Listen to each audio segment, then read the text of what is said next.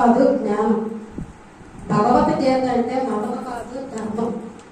భగవద్గీత అంటే ఉత్తమ జీవన విధాన మార్గము, ఉన్నత వ్యక్తిత్వ వికాస బోధన.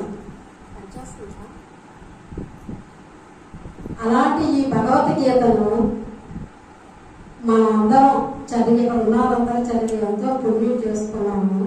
ఎంత అదృష్టాన్ని మనకిచ్చిన ఈ శివాజీ మాస్టర్ గారికి నా శిరస్సు వచ్చి నమస్కారం చేస్తున్నాను. శ్లోకం చదువు.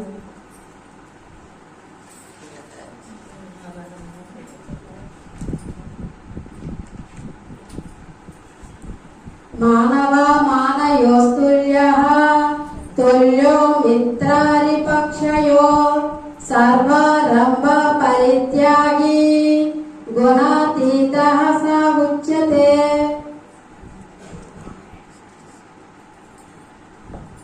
తాత్పర్యం: మానవ మానవుల యందు, మిత్రుల యందు, శత్రువుల యందు సమభావము కలవాడు. దేహ నిర్వహణకు ఆవశ్యకమైన కర్మలు తప్ప తన ప్రయోజనము కొరకు ఎట్టి కర్మలు చేయనివాడు. త్రిగుణాలను అధిగమించి బ్రహ్మభావం పొందుతాడు. విశేషార్థం: పరమాత్మ స్థితి యందున్న త్రిగుణాతీతుడు స్వభావ సిద్ధముగా దేనిని పట్టించుకొనడు. అతనికి ఎట్టి భావ వికారములు ఉండవు. మానవ మానవులు, ప్రియాప్రియములు, శత్రుమిత్రులైన భేదభావము, నిందాస్తుతులు, లోకాడంబరముల యందు రాగము మొదలగు భావ వికారములన్నీ లోక దృష్టిని అనుసరించి చెప్పబడినదిగా సాధకులు గ్రహించాలి.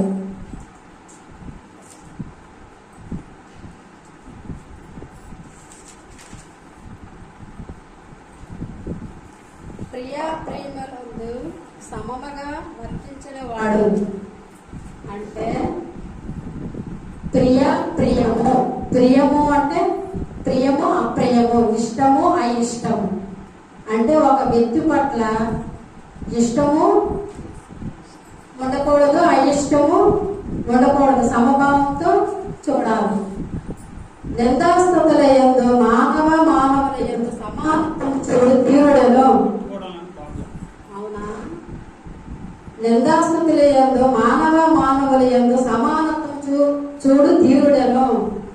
ఇప్పుడు మనమే ఉంటాము, చాలా మంది ఉంటారు, నిందలేస్తారు, మనకి తిడతారు, ఏవో మాట్లాడతారు, అరుస్తారు, చేస్తారు. అలాంటప్పుడు మనం ఏం చేయాలి? తిరిగి వాళ్ళు తిడతామా?